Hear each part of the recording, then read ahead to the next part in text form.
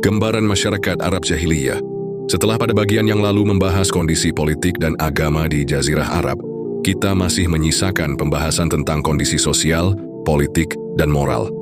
Berikut ulasan singkatnya. Kondisi sosial. Terdapat beragam klasifikasi dalam tatanan masyarakat Arab, di mana antara satu dengan yang lainnya kondisinya berbeda-beda. Hubungan seorang laki-laki dengan keluarganya di lapisan kaum bangsawan mendapatkan kedudukan yang amat terpandang dan tinggi. Kemerdekaan berkehendak dan pendapat yang mesti didengar mendapatkan porsi terbesar. Hubungan ini selalu dihormati dan dijaga sekalipun dengan pedang yang terhunus dan darah yang tertumpah. Jika seorang laki-laki yang ingin dipuji karena kemurahan hati dan keberaniannya di mata orang Arab, hendaklah waktunya yang banyak hanya dipergunakan untuk berbicara dengan wanita. Jika seorang wanita menghendaki, dia dapat mengumpulkan suku-suku untuk kepentingan perdamaian, namun juga dapat menyulut api peperangan di antara mereka. Meskipun demikian, tak dapat disangkal lagi bahwa seorang laki-laki adalah kepala keluarga dan yang menentukan sikap di dalamnya. Hubungan antara laki-laki dan wanita yang berlangsung melalui akad nikah dan diawasi oleh para walinya, wanita. Seorang wanita tidak memiliki hak untuk menggurui mereka. Sementara kondisi kaum bangsawan demikian, kondisi yang dialami oleh lapisan masyarakat lainnya amat berbeda. Terdapat beragam gaya hidup yang bercampur baur antara kaum laki-laki dan wanita. Kami hanya bisa mengatakan bahwa semuanya adalah berupa pelacuran, gila-gilaan, pertumpahan darah, dan perbuatan keji. Imam Al-Bukhari dan lainnya meriwayatkan dari Aisyah bahwa pernikahan pada masa jahiliyah terdiri dari 4 macam. Pertama, pernikahan seperti pernikahan orang sekarang, yaitu seorang laki-laki mendatangi laki-laki yang lain dan melamar wanita yang di bawah perwaliannya atau anak perempuannya. Kemudian dia menentukan maharnya dan menikahkannya. Kedua, seorang laki-laki berkata kepada istrinya ketika ia sudah suci dari haidnya, "Pergilah kepada si fulan dan bersenggamalah dengannya." Kemudian setelah itu, istrinya ini ia tinggalkan dan tidak ia sentuh selamanya hingga tampak tanda kehamilannya dari laki-laki tersebut. Dan bila tampak tanda kehamilannya, bila si suaminya masih berselera kepadanya, maka dia akan menggaulinya. Hal tersebut dilakukan hanyalah lantaran ingin mendapatkan anak yang pintar. Pernikahan semacam ini dinamakan dengan nikah istibdah. Ketiga, sekelompok orang dalam jumlah yang kurang dari 10 berkumpul, kemudian mendatangi seorang wanita dan masing-masing menggaulinya. Jika wanita ini hamil dan melahirkan, kemudian setelah berlalu beberapa malam dari melahirkan, dia mengutus kepada mereka sekelompok orang tadi, maka ketika itu tak seorang pun dari mereka yang dapat mengelak hingga semuanya berkumpul kembali dengannya. Lalu si wanita ini berkata kepada mereka, "Kalian telah mengetahui apa yang telah kalian lakukan, dan aku sekarang telah melahirkan, dan dia ini adalah anakmu, wahai si fulan." Dia menyebutkan nama laki-laki yang dia senangi dari mereka, maka anaknya dinasabkan kepadanya. Keempat, banyak laki-laki mendatangi seorang wanita, sedangkan si wanita ini tidak menolak sedikit pun siapapun yang mendatanginya. Mereka ini adalah para pelacur. Di pintu-pintu rumah mereka ditancapkan bendera yang menjadi simbol mereka, dan siapapun yang menghendaki mereka, maka dia bisa masuk. Jika dia hamil dan melahirkan, laki-laki yang pernah mendatanginya tersebut berkumpul, lalu mengundang ahli pelacak, Al-Qafah. Kemudian si ahli ini menentukan nasab si anak tersebut kepada siapa yang mereka cocokkan. Ada kemiripannya dengan si anak, lantas dipanggillah si anak tersebut sebagai anaknya. Dalam hal ini, si laki-laki yang ditunjuk ini tidak boleh menyangkal. Ketika Allah mengutus Nabi Muhammad, beliau menghapus semua bentuk pernikahan kaum jahiliyah tersebut dan menggantikan dengan pernikahan cara Islam yang berlaku saat ini. Dalam tradisi mereka, antara laki-laki dan wanita harus selalu berkumpul bersama dan diadakan di bawah kilauan ketajaman mata pedang dan hulu-hulu tombak. Pemenang dalam perang antar suku berhak menyandera wanita-wanita suku yang kalah dan menghalalkannya. Anak-anak yang ibunya mendapatkan perlakuan semacam ini akan mendapatkan kehinaan semasa hidupnya. Kaum jahiliyah terkenal dengan kehidupan dengan banyak istri, poligini, tanpa batasan tertentu. Mereka mengawini 2 bersaudara. Mereka juga mengawini istri bapak-bapak mereka bila telah ditalak atau karena ditinggal mati oleh bapak mereka, dan hal ini diharamkan pada masa Islam. Terdapat dalam surah An-Nisa ayat 22-23. Hak menalak ada pada kaum laki-laki dan tidak ada batasan tertentu. Tetap boleh rujuk meski istri telah ditalak lebih dari 3 kali. Perbuatan zina merata pada setiap lapisan masyarakat. Tidak dapat kita mengkhususkan hal itu kepada satu lapisan tanpa menyentuh lapisan yang lainnya. Ada sekelompok laki-laki dan wanita yang terkecuali dari hal tersebut. Mereka adalah orang-orang yang memiliki jiwa besar dan menolak keterjerumusan dalam lumpur kehinaan. Wanita-wanita merdeka kondisinya lebih bagus dari kondisi para budak wanita.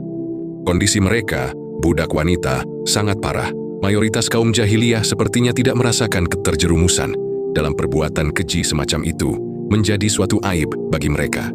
Imam Abu Dawud meriwayatkan dari Amr bin Shu'aib, dari bapaknya, dari kakeknya, dia berkata, seorang laki-laki berdiri sembari berkata, "Wahai Rasulullah, sesungguhnya si Fulan adalah anakku dari hasil perzinaanku dengan seorang budak wanita pada masa jahiliyah." Rasulullah kemudian bersabda, tidak ada dakwaan dalam Islam yang berkaitan dengan masa jahiliyah. Urusan yang terkait dengan masa jahiliyah telah lenyap. Seorang anak adalah dari hasil ranjang, dinasabkan kepada orang yang menidurinya. Sedangkan kehinaan adalah hanya bagi wanita pezina. Tentang hal ini ada kisah yang amat terkenal yang terjadi antara Sa'ad bin Abu Waqqash dan Abdu bin Zam'ah dalam mempersoalkan nasab anak dari budak wanita Zam'ah, yaitu Abdurrahman bin Zam'ah. Adapun hubungan antara seorang bapa dan anak-anaknya amat berbeda-beda. Di antara mereka ada yang menguraikan rangkaian bait. Sungguh kehadiran anak-anak di tengah kami merupakan jantung-jantung kami yang berjalan di atas bumi. Di antara mereka ada yang mengubur hidup-hidup anak-anak wanita mereka karena takut malu dan enggan menafkahinya. Anak laki-laki dibunuh lantaran takut menjadi fakir dan melarat. Lihat di dalam surah Al-An'am ayat 151, An-Nahl ayat 58-59, Al-Isra ayat 31, dan At-Takwir ayat 8. Namun kita tidak bisa menganggap bahwa apa yang termaktub dalam ayat-ayat di atas telah mencerminkan moral yang berlaku umum di masyarakat. Di sisi lain, mereka justru sangat mengharapkan anak laki-laki untuk dapat membentengi diri mereka dari serangan musuh. Adapun pergaulan antara seorang laki-laki dengan saudaranya, anak-anak paman dan kerabatnya sangat kental dan kuat. Mereka hidup dan mati demi fanatisme kesukuan. Semangat untuk bersatu begitu membudaya antar sesama suku yang menambah rasa fanatisme tersebut. Bahkan prinsip yang dipakai dalam sistem sosial adalah fanatisme rasial dan hubungan tali rahim. Mereka hidup di bawah semboyan yang bertutur, tolonglah saudaramu baik dia berbuat zalim ataupun dizalimi. Mereka menerapkan semboyan ini sebagaimana adanya, tidak seperti arti yang telah diralat oleh Islam, yaitu menolong orang yang berbuat zalim, maksudnya mencegahnya melakukan perbuatan itu. Meskipun begitu, perseteruan dan persaingan dalam memperebutkan martabat dan kepemimpinan seringkali mengakibatkan terjadinya perang antar suku yang masih memiliki hubungan sebapa. Kita dapat melihat fenomena tersebut pada apa yang terjadi antara suku Aus dan Khazraj, Abs dan Zibyan, Bakar dan Taghlib, dan lain-lain. Di sisi lain, hubungan yang terjadi antara suku yang berbeda-beda benar-benar berantakan. Kekuatan yang ada mereka gunakan untuk berjibaku dalam peperangan. Hanya saja, ada kalanya rasa sungkan serta rasa takut mereka terhadap sebagian tradisi dan kebiasaan bersama yang sudah ada dan berlaku. Antara ajaran agama dan khurafat sedikit mengurangi deras dan kerasnya cenderung perseteruan tersebut. Dan dalam kondisi tertentu, loyalitas, persekutuan, dan subordinasi yang terjalin menyebabkan antar suku yang berbeda berangkul dan bersatu. Dan satu-satunya yang merupakan rahmat dan penolong bagi mereka adalah adanya bulan-bulan yang diharamkan berperang, sehingga mereka dapat menghirup kehidupan dan mencari rezeki guna kebutuhan sehari-hari. Ringkasannya, kondisi sosial yang berlaku di masyarakat jahiliyah benar-benar rapuh dan dalam kebutaan. Kebodohan mencapai puncaknya dan khurafat merajalela di mana-mana. Orang-orang hidup layaknya binatang ternak. Wanita diperjualbelikan, bahkan kadang-kadang diperlakukan bak benda mati. Hubungan antarumat sangat lemah. Sementara setiap ada pemerintahan, maka ujung-ujungnya hanyalah untuk mengisi gudang kekayaan mereka yang diambil dari rakyat, atau menggiring mereka untuk berperang melawan musuh-musuh yang mengancam kekuasaan mereka. Demikian sekelumit tentang gambaran masyarakat Arab jahiliyah sebelum datangnya masa Islam, yang kami kutip dari beberapa referensi. Semoga bermanfaat.